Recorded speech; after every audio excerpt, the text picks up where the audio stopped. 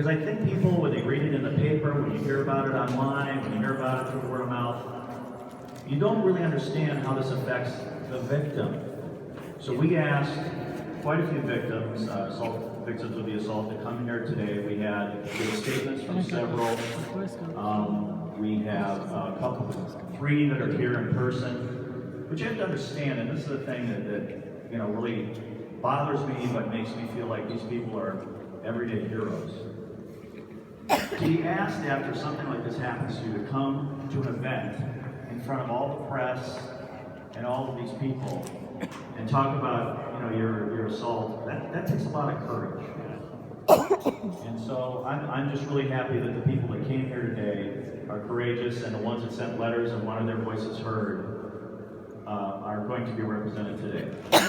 But first, we're going to start with our Tammy and Terry, and they came down from Brainerd, to come to this thing 3 weeks ago. So they just couldn't make the trip down again today, and that's totally understandable. So they gave me a statement. And by the way, if you haven't heard the press, we have copies of all of these up here. I don't know if they're being handed out, but we'll leave them up here at the table.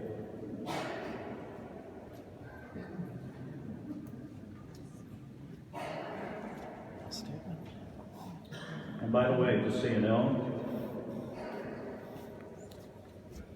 this is Terry. This is what happened to Terry.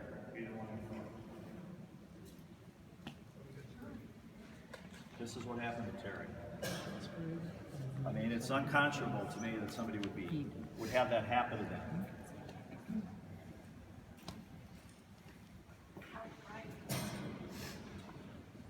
Tammy, his girlfriend, was a volunteer organizer and a prayer speaker at the March for Trump rally, which in a minute I'm going to have Allie come up and talk about that rally, because all of this was precipitated from this rally.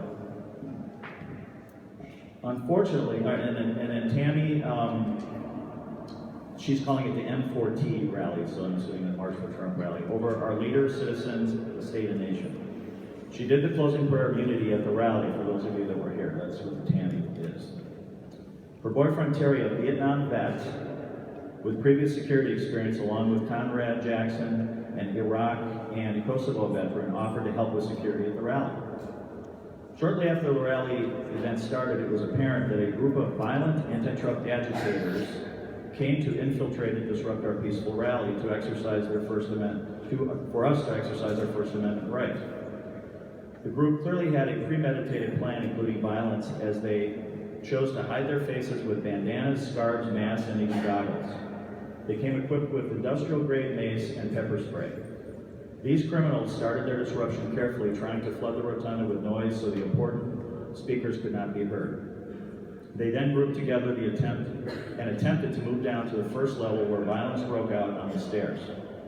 Terry was caught in the middle of it because these violent criminals had a rally-goer who looked like a hired security guard already on the floor and hitting him. That was one of the guys in blue. I don't know if you saw that, but I saw that. They threw a cop down and were punching him.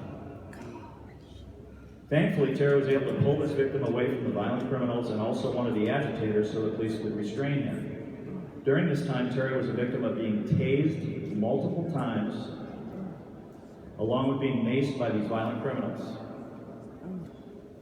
The can of mace used was so close to Terry's eye and its pressure so strong it took days for his eye to heal. We're lucky his eye did not have permanent damage. Conrad, his friend who helped him, also injured his knee, and he's going to the doctor regarding some kind of knee problems now. Terry also tried to notify the few policemen that were on site to come over to this group of criminals before the violence broke out. Even the police told Terry they were clearly outnumbered and proceeded to instruct Terry and his friend to help continue to deal with the problem.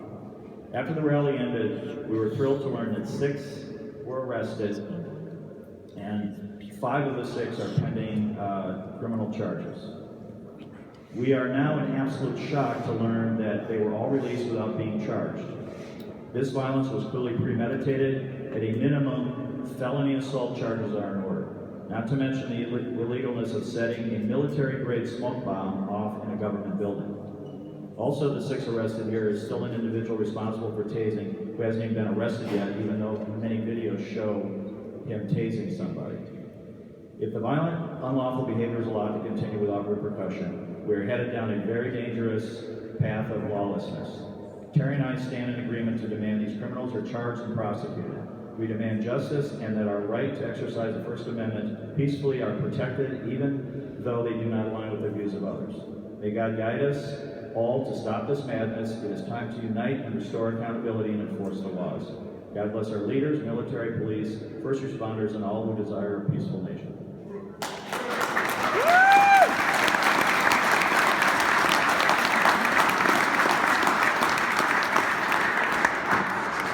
I want to get Allie here for a minute to talk a little bit about, since we're talking about the March for Trump now with the victims, I want her to describe a little bit, just take a minute, what the intent of the rally was and, how it kind of went sideways.